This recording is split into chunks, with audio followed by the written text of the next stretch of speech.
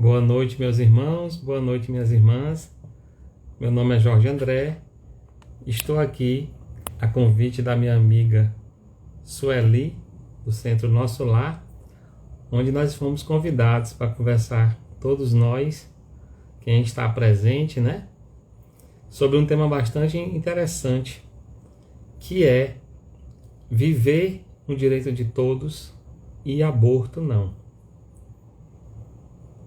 Então eu queria, nesse momento, agradecer, né, o convite, né, do Centro Nosso Lar, especificamente a minha amiga Sueli, todos os trabalhadores do centro.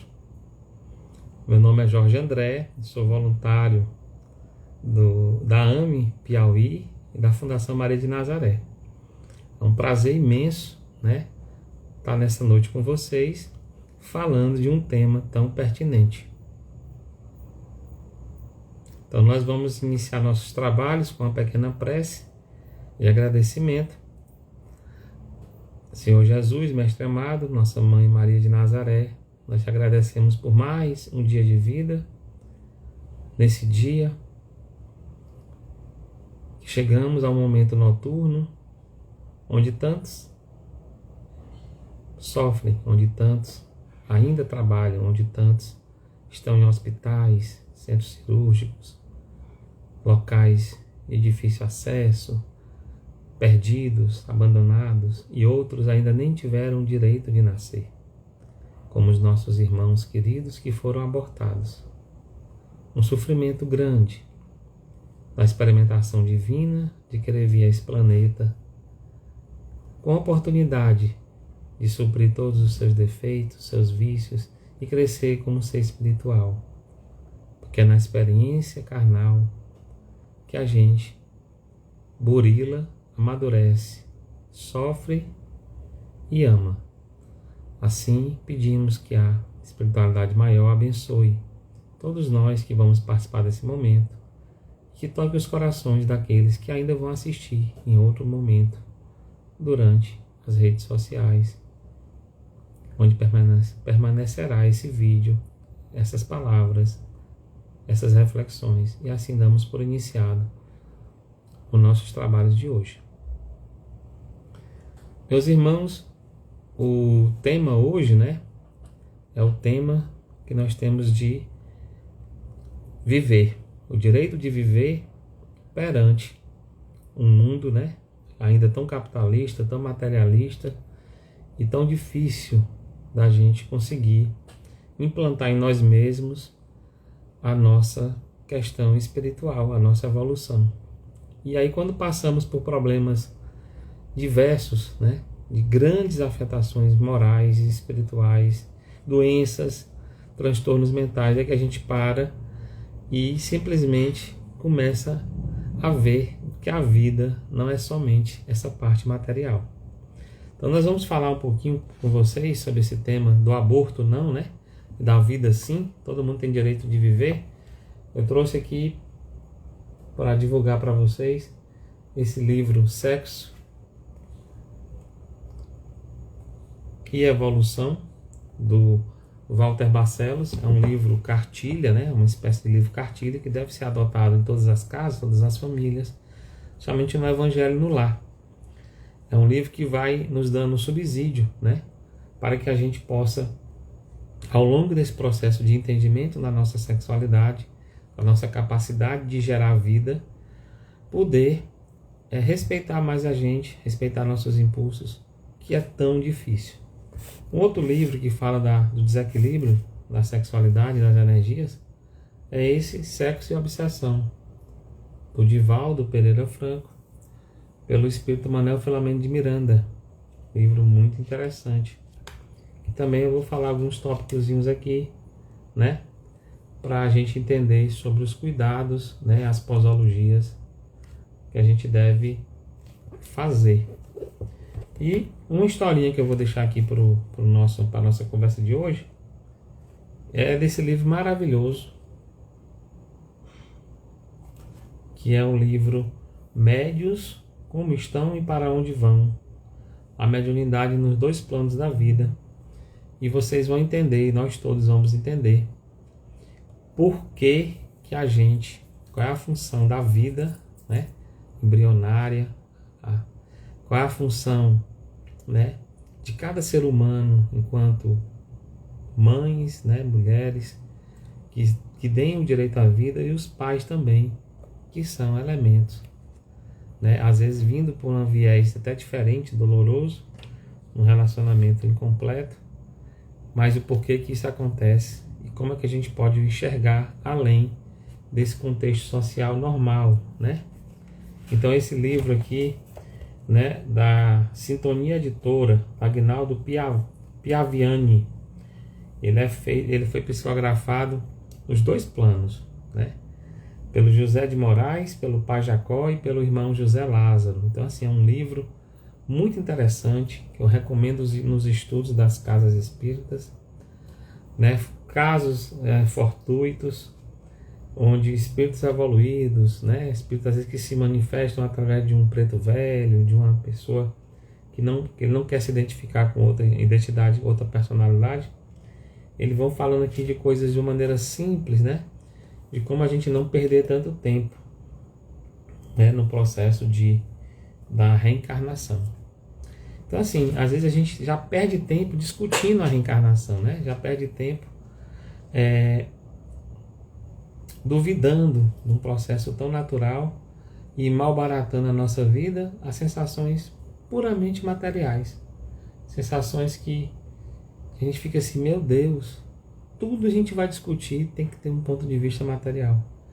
E o lado espiritual, o lado maravilhoso, né? O lado benéfico da nossa vida acaba sendo dispensado, acaba sendo assunto chato, né? Acaba sendo uma coisa que não se fala nas famílias. Então, como é importante a gente, principalmente as mulheres, que recebem essa incumbência da vida, simplesmente passar a entender um pouquinho da questão da vida e de não o aborto. Então a gente começaria, pessoal, na questão hoje muito citada, né?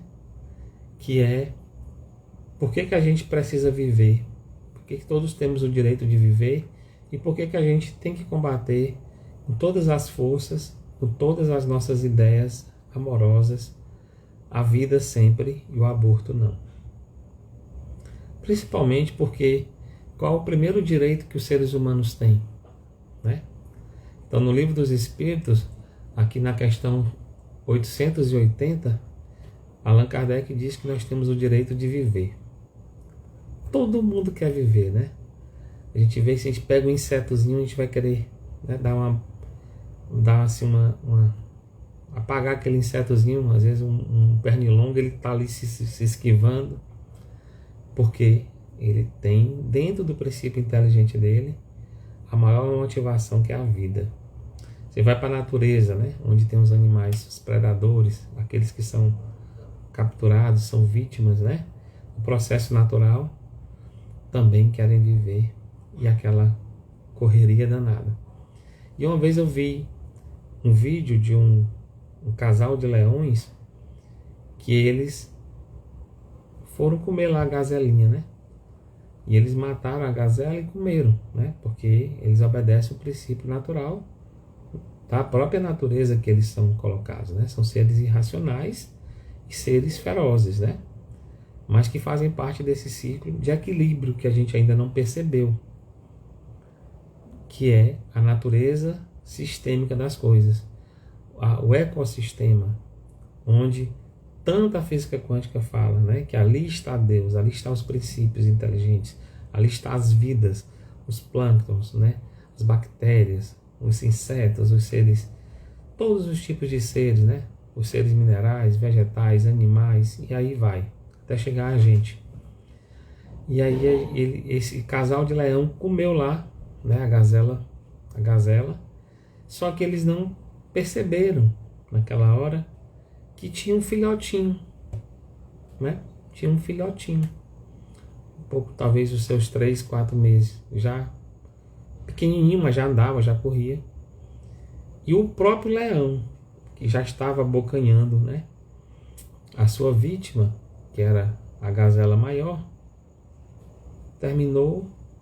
Eles ficam ali quase que impedindo, né, que aquele serzinho participe daquela cena. Eles ficam de costas e tem aquele ato selvagem. E depois você vê nesse filme a gazelinha procurando a mãe, né? E aqueles animais irracionais, selvagens, ele simplesmente se aproxima daquela gazelinha e começa a lamber. E aí o documentário era de um dos maiores ecologistas do mundo, que ele fala de como o homem está distante da natureza. Porque se o homem estivesse próximo da natureza, ele compartilhava mais, ele dividia mais, ele respeitava mais a própria vida. Porque nós todos dependemos uns dos outros. E o que é que o leão faz com aquela gazelinha filhote? Ele simplesmente lambe, ele simplesmente acolhe. Por dois motivos que a gente nunca vai saber ao certo. Pelo seu próprio instinto, porque ele abocanhou aquela gazela maior, porque estava com fome, porque é o seu instinto, e ele estava no seu ciclo, né, de predadores. Ele fazia parte do ciclo, né, da pirâmide, né, das necessidades que a gente estuda hoje com Maslow, né, com vários outros estudiosos, né, até com a questão do Jung, né, do pensamento, da vida, do equilíbrio na psicologia, e também pela questão das necessidades, a real necessidade animal que nós temos. E ele preservou aquela gazela,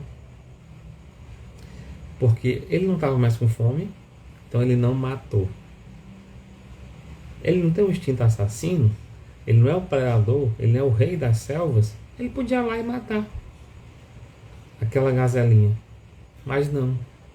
O leão e a leoa mataram, comeram a gazela maior por fazer parte do ciclo natural, né, do conhecimento da cultura e da fome. Ele precisava comer e aquele bichinho era o seu alimento.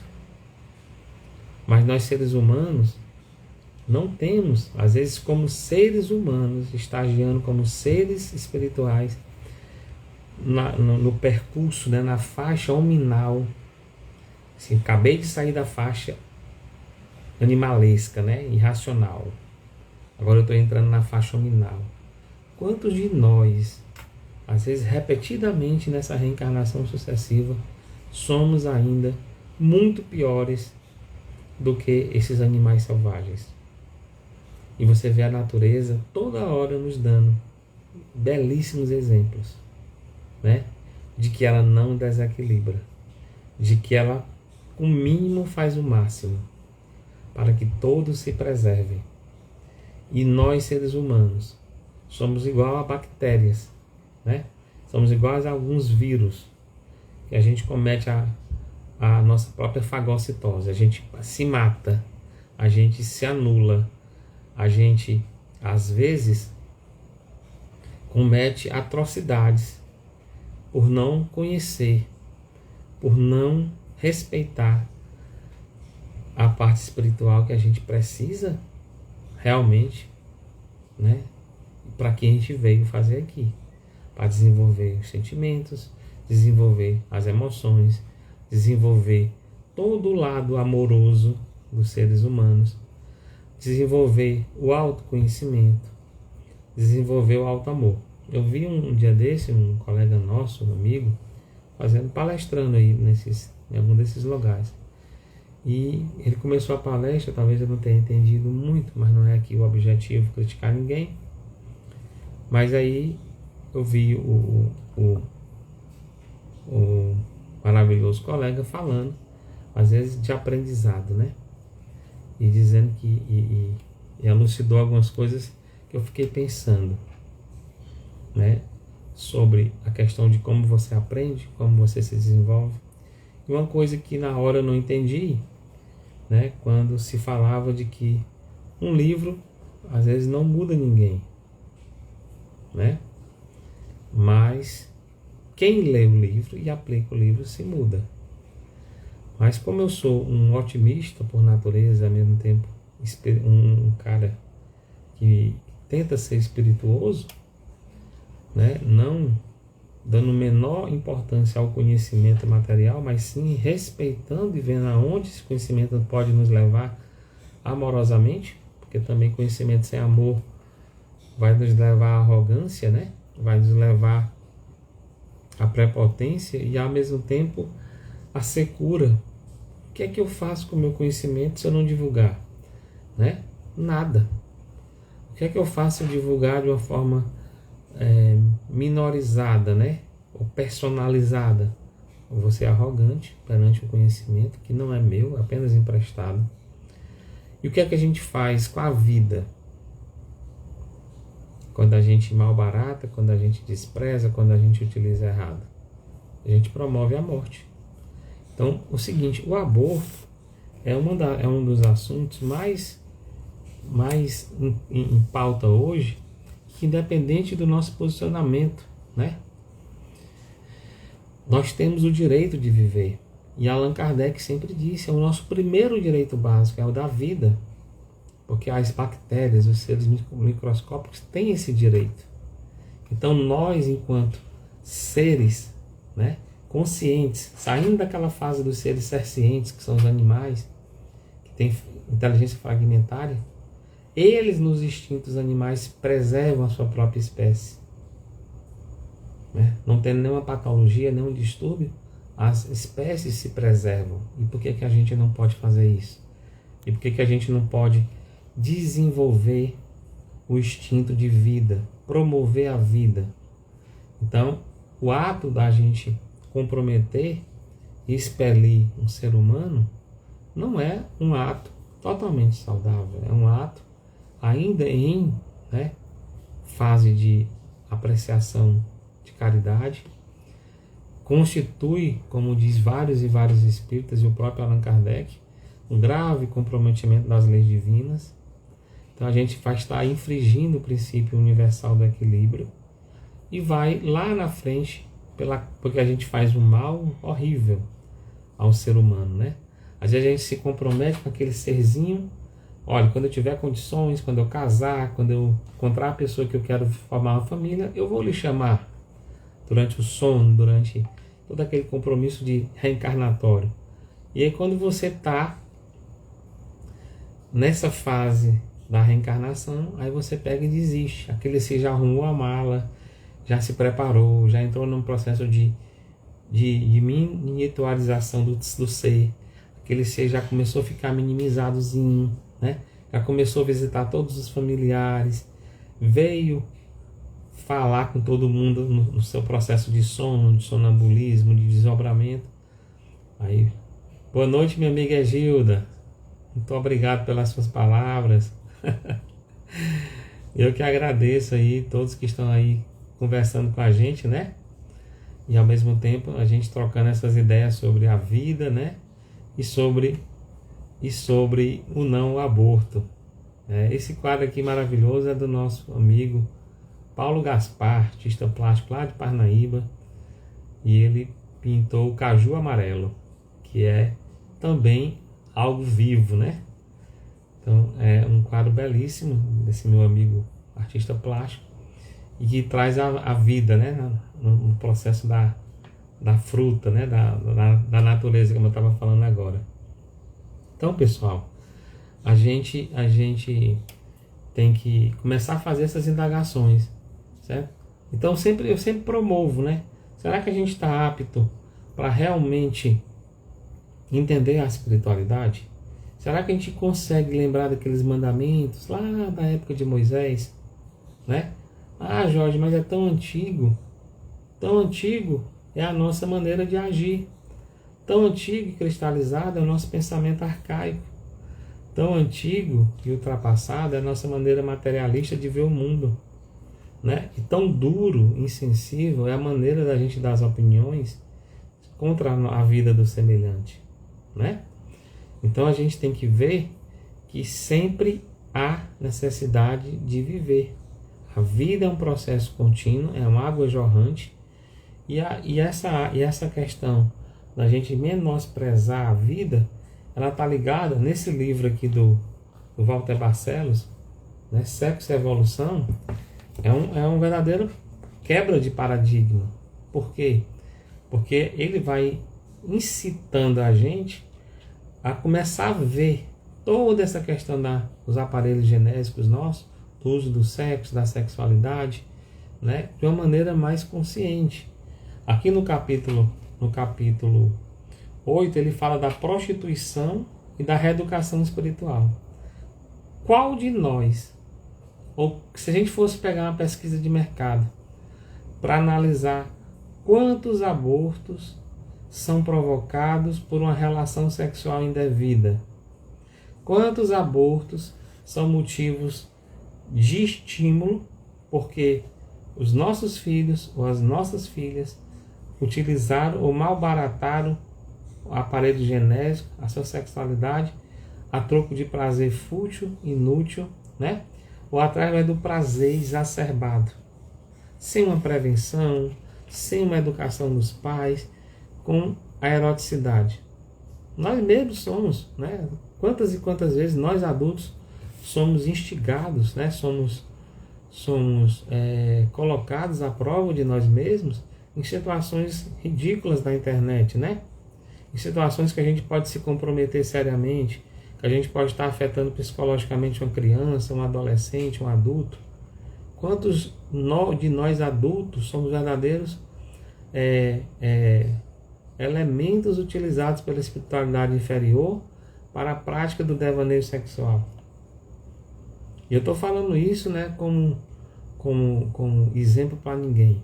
Estou falando isso como pessoa que persegue, que luta para domar suas próprias más influências. Eu não estou isento, como nenhum de nós está, no processo do assédio, no processo do escândalo, né? Então a gente tem que ver que cada um tem que fazer a sua reforminha íntima, a sua necessidade de evoluir a seu tempo, assumir suas sombras. E, meu Deus, eu tenho mesmo uma sexualidade desregrada. O que é que eu posso fazer para mudar? O que é que eu posso fazer para melhorar, né?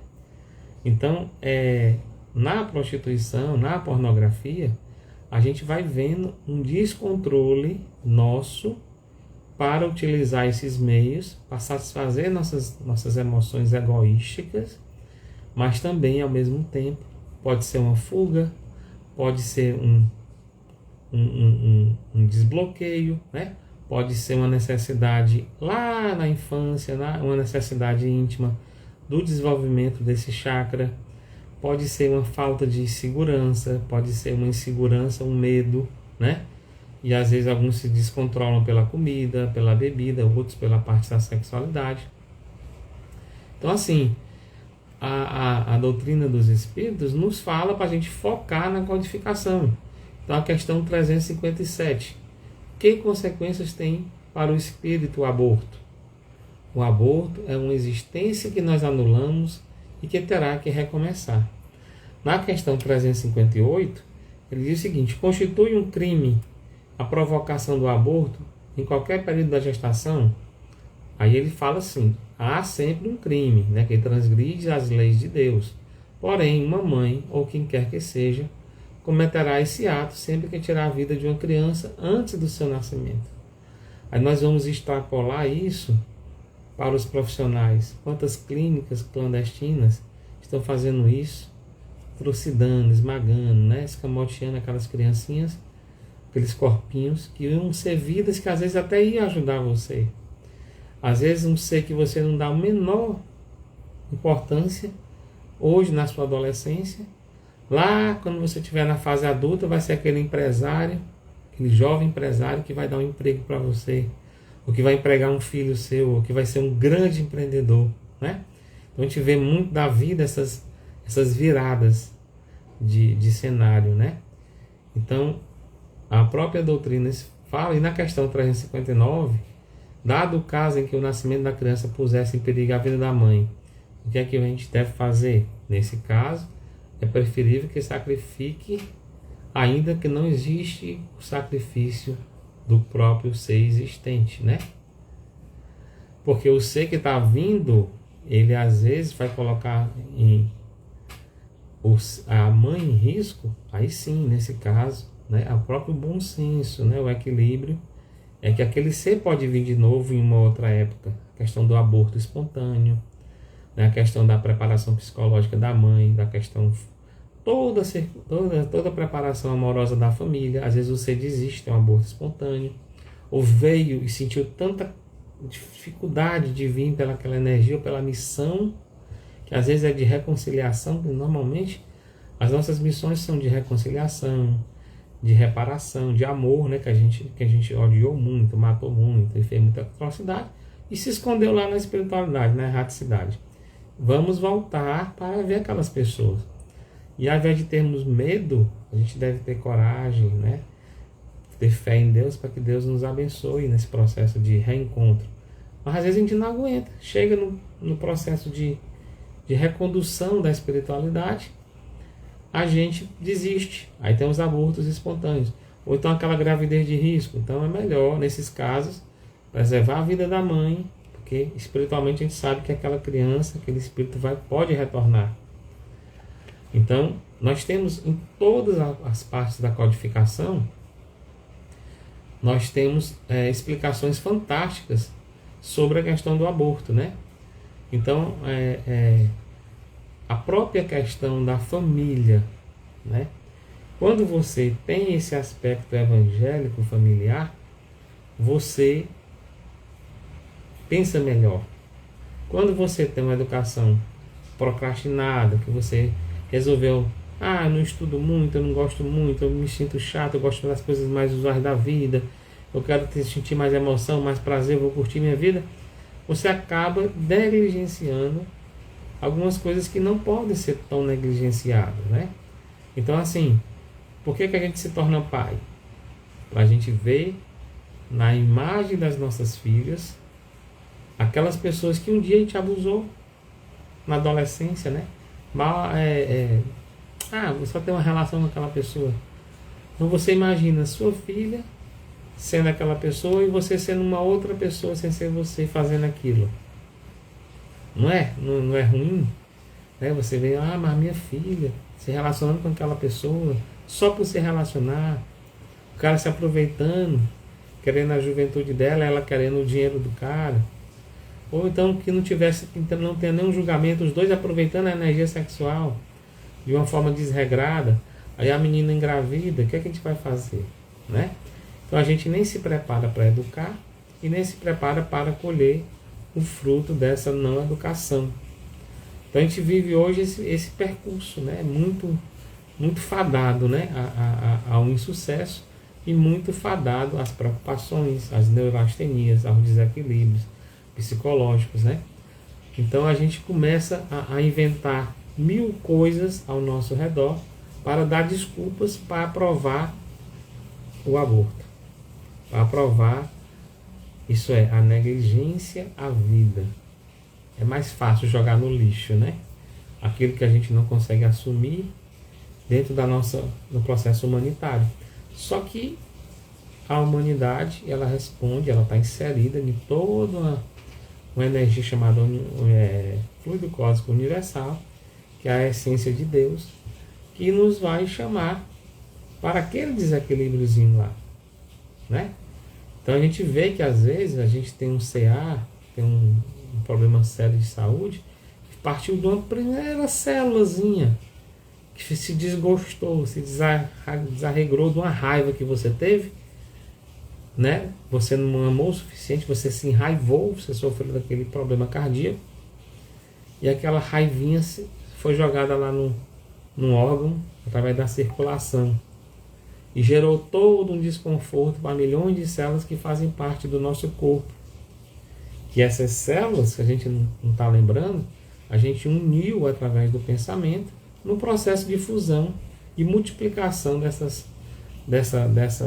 dessa eclosão que foi a união dos cromossomos dos nossos pais. Então o espermatozoidezinho entrou no óvulo, né? Formou a vida. Naquele momento houve uma fusão, né? Houve o primeiro ato, né, da formação da vida, saindo do pensamento dos dois, formou-se num ato, gerou-se um ser. E aí, a partir dali vai começar todo o processo, né, de divisão celular, né? Onde essas células vão sofrer metástase, anáfase, telófase, né?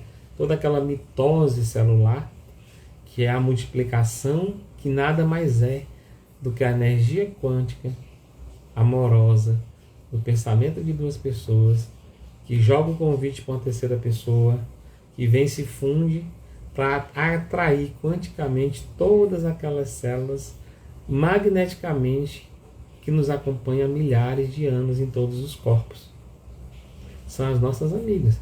Então esse arcabouço do nosso corpo, que a gente trafega durante todas as reencarnações, modelando esse corpo para melhor ou para pior, são frutos do nosso pensamento, né? E então a gente tem que valorizar a vida, a gente tem que valorizar cada coisa ao nosso redor que vibra, que vive, que pulsa, né? Não somente a vida de um outro ser humano, mas a vida de um outro animalzinho, né? Porque quantas vezes você também promove, né, a morte de animais, né? A morte, o seu cachorrinho cruzou e você joga no mato aquele cachorro, se desfaz do cachorro, praticamente vai matar aquela cachorrinha e os cachorrinhos. Isso é um ato criminoso.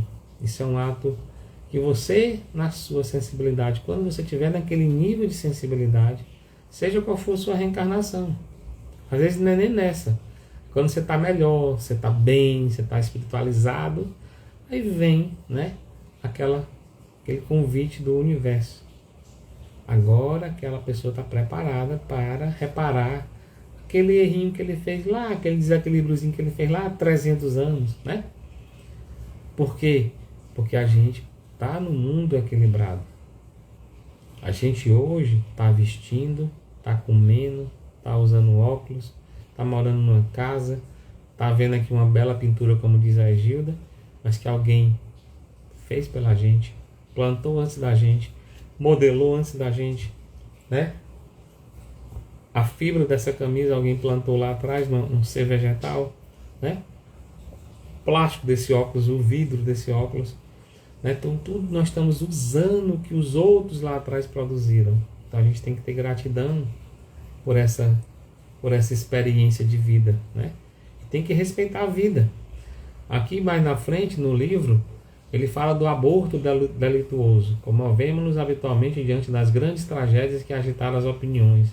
Homicídios que convulsionaram a imprensa e mobilizaram largas equipes policiais.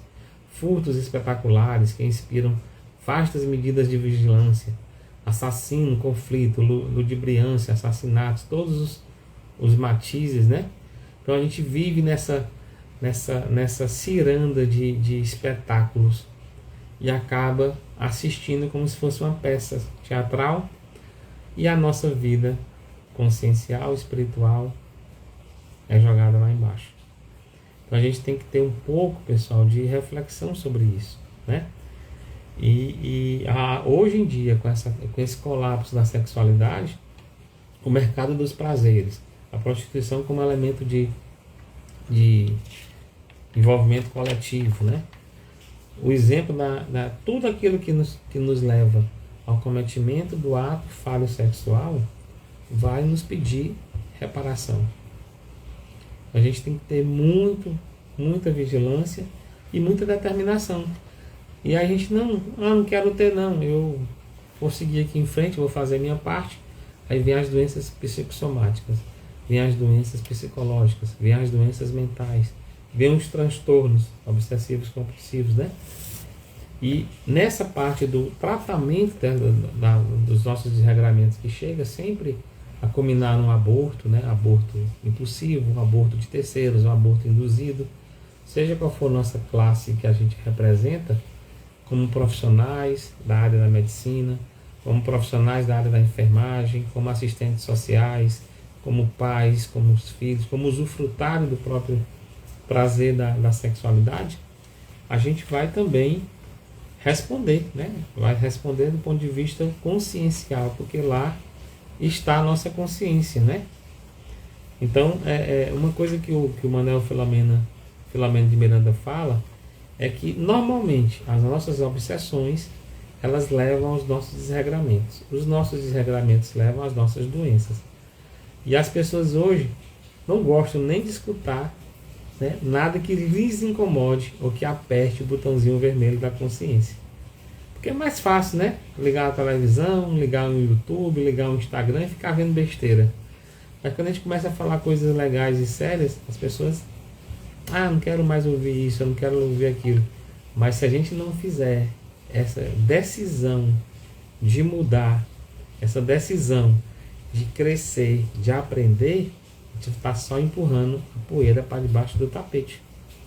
Vocês vão ver aqui no finalzinho que eu vou falar, eu vou ler para vocês um trecho do livro Médios para onde vão e onde estão, inclusive acho que é do trecho do Pai Jacó, que é dividido em 3 médiuns, os 2 planos de vida, e vocês vão ver o que é a belíssima, né, função de uma reprodução de um ser humano, né? E às vezes gera-se um aborto espontâneo, um aborto intempestivo, sem explicação, e vocês vão entender por que isso acontece e por que Deus permite que isso aconteça, né? Então, assim, aqui a gente tem que alertar que o aborto, né, provocado ou assistenciado é sempre um crime muito grave, né? E é uma situação que a gente, em espírito desencarnado, vai ter que responder, né? Então a gente tem que pensar que ora estamos aqui, ora participamos de mesa mediúnica, ora participamos de evangelização, ora participamos de trabalho espiritual, ora trabalhamos no evangelho no lar, mas uma hora vamos estar do lado de lá. E aí? Já pensaram? O que é que nós podemos fazer para sermos tranquilos nessa passagem? Para sermos equilibrados nessa passagem? Então, assim, é enfrentar nossas sombras, é fazer aquele processozinho da reforma íntima, né? É enfrentar, dizer assim, rapaz, o que é que eu tenho de errado, que eu brigo, que é transtorno para muita gente, aonde eu chego que eu vou falar isso, eu vou agir dessa forma, eu sou realmente uma pessoa intransigente, inconsequente. Então, anota, vai trabalhando, procura profissionais que possam nos dar apoio, né? Psicólogos, psiquiatras, e a gente vai evoluindo. Aí ele pergunta aqui, nessa parte que eu salvei aqui, o aborto, ele é crime? É uma falta grave? Aí ele responde, aqui é um trecho de Emmanuel, né?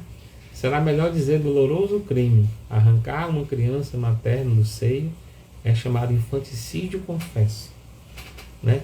A mulher que o promove ou que vem a comentar esse semelhante delito está sempre constrangida por leis irrevogáveis, né? E a sofrer alterações deprimentes no centro genésico de sua alma.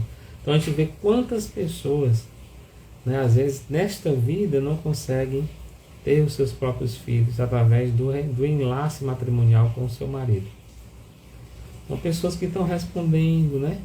E fazem tratamento de fertilidade, e fazem tratamento de todas as tecnologias da medicina, e não engravidam, porque atingiram o seu órgão genésico.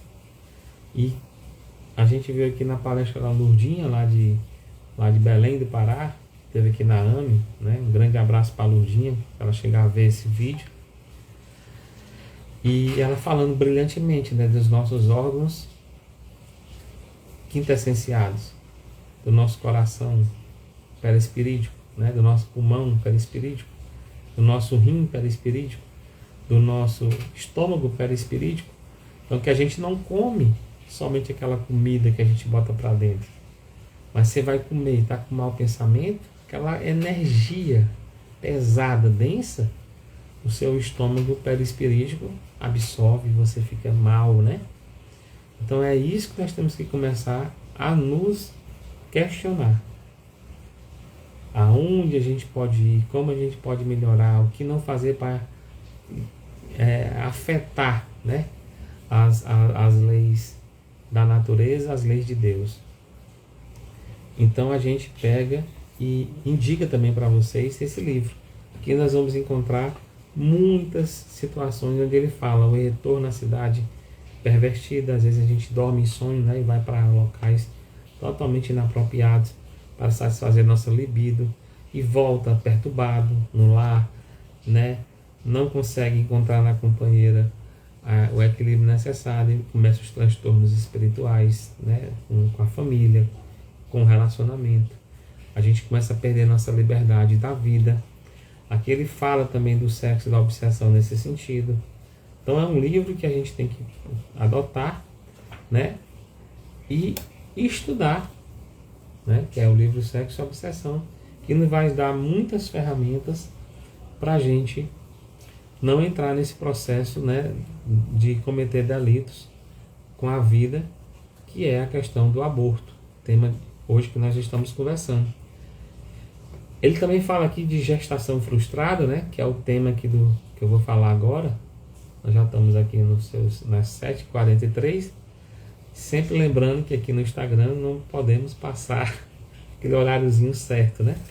Então eu marquei aqui para a gente, pessoal, uma leitura que eu achei ela fabulosa, que vou ler para vocês agora. Foram 8 meses, né? Foram 8 meses de expectativa e era meu primeiro filho. Mas além de nascer prematuramente, nasceu morto. Estou revoltada. Quem é Deus? Quem é esse Deus? Que mal eu fiz para merecer tamanho castigo? Desculpe a minha sinceridade, mas é assim que eu me sinto.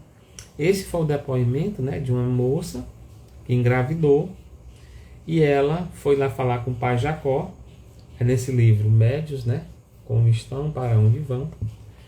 E simplesmente ele fala o seguinte: não peça desculpas por estar sendo sincera, minha filha. Não esconder os sentimentos e extravasar a dor que lhe vai à alma é um direito seu. Preste atenção que o nego velho vai lhe contar. E aí, aqui dentro desse outro lado, o plano espiritual, existem regiões muito feias, lugares de muita dor, que vocês aí nem imaginam. São níveis inimagináveis. O nego velho aqui já se deparou com o espírito de forma de cobra, de forma de peixe, de forma de ave e até espíritos sem forma alguma, totalmente disformes. São todos irmãos nossos e que se deixaram contaminar tanto com a maldade que o corpo espiritual sofreu uma espécie de mutação ou degeneração. Os espíritas chamam tal fenômeno de ovoidização. Então quem não já estudou, né, a questão dos ovoides? Aí ele continua falando aqui para nós. O que importa é que nesse novo, né, nessa nova etapa, esses novos irmãos sofrem por demais e são dores físicas e mentais terríveis, quase insuportáveis. Uma vez, o pai Jacó acompanhou o resgate de um desses irmãos nessas condições. As pernas haviam se atrofiado, estavam sendo devoradas por vermes nojentos. Os 2 olhos haviam sido arrancados sem piedade por espíritos malfazejos. O rosto estava desfigurado e o irmãozinho apresentava ter mais de 100 anos.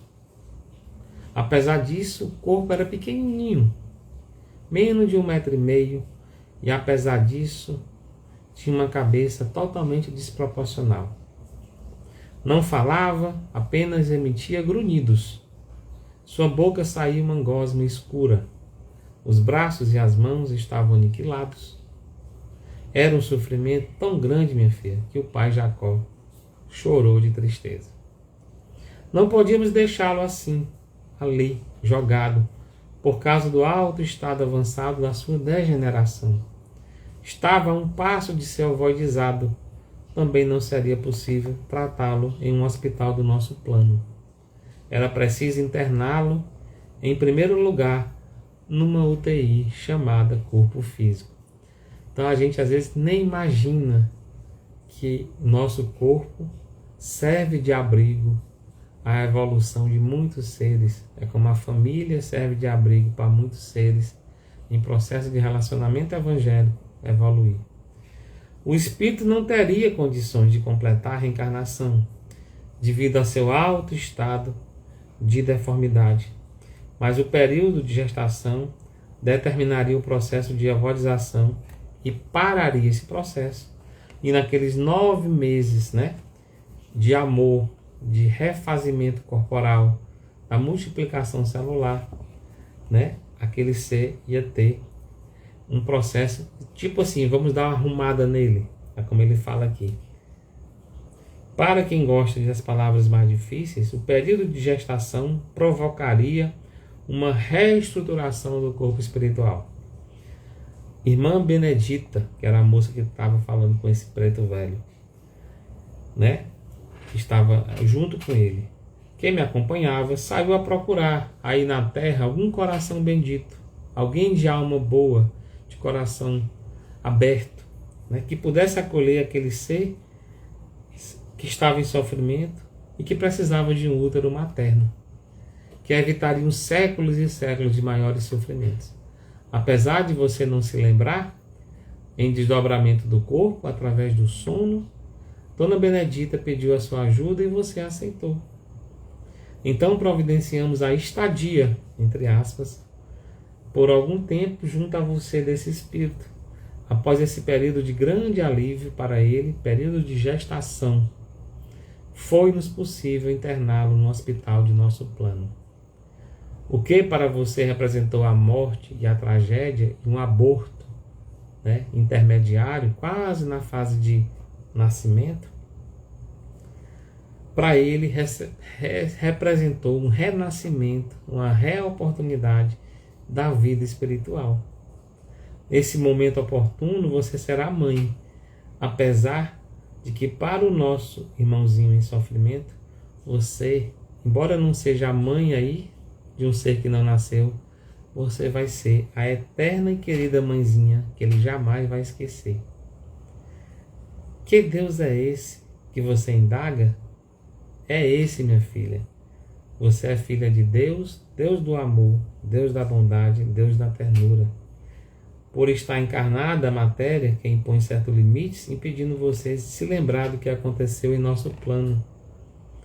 Mas o que você fez e o que você acordou foi com a sua própria concordância.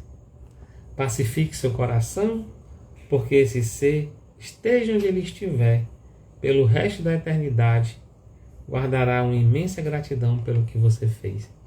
Então assim, a gente nem imagina a grandiosidade da vida, a grandiosidade dessa passagem de ida e de volta, e do que seria, e do que uma gravidez pode proporcionar a um ser humano, do que um nascimento pode proporcionar a um ser que precisa tanto vir e aqui aprender.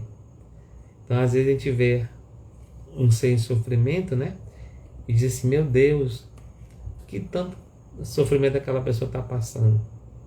Às vezes está aprendendo tanto com esse sofrimento que a gente nem imagina. Então, pessoal, a mensagem de hoje é essa, que a gente realmente abra nossos corações, aprenda a valorizar a vida, nunca a morte, A morte em si não existe, como existe, como fala o próprio Chico, Uma vez perguntaram para o nosso querido Chico como era a morte. Ele disse, meu filho, Deus é tão bom que todo dia a gente dorme para treinar o dia da morte, e no dia que a gente vai, a gente de tanto dormir e acordar, nem lembra que morreu. Então Deus é maravilhoso, Deus é muito bom. Então vamos agradecer a Deus, vamos agradecer a Nossa Senhora, vamos pedir proteção ao nosso anjo guardião, que ele nos guarde, nos ilumine e nos acompanhe todos os dias de nossas vidas, que dê às nossas mulheres, às nossas filhas, às nossas amigas, a consciência da sexualidade. E às vezes, como os filhos não são nossos geneticamente, mas são os filhos do mundo e da vida, que a gente passe a respeitar mais a vida e não apoiar, né, ou não dar a valorização que as pessoas podem estar querendo dar ao aborto, que a gente está infringindo a lei divina, cometendo um crime, né, espiritual e universal perante Deus e retardando o processo de evolução dos seres. Então, às vezes, você até que às vezes não pode ter filho organicamente, mas às vezes Deus lhe dá uma condição espiritual que você venha a ter. E às vezes você aborta lá no finalzinho, como essa historinha que foi contada aqui. Aí você deu a UTI móvel do seu corpo para alguém que precisa evoluir muito e que não tinha oportunidade nem de nascer. Então por que nós vamos tirar a oportunidade de quem quer vir, né? Essa é a mensagem de Deus, do amor e da justiça divina. Então vamos agradecer a Deus por esse momento, por essas palavras, por esses ensinamentos e por esses 3 livros que estão à nossa disposição para que a gente estude, aprenda e coloque em prática através do amor de Deus e das bênçãos de Nossa Senhora em nossas vidas e sejamos promotores das vidas sempre, da vida futura e de um planeta com mais amigos, com mais pessoas que a gente ame. Um cheiro no coração e muito obrigado, Sueli, pelo convite. Estamos à disposição. Fica com Deus aí. Tudo de bom. Boa noite a todos.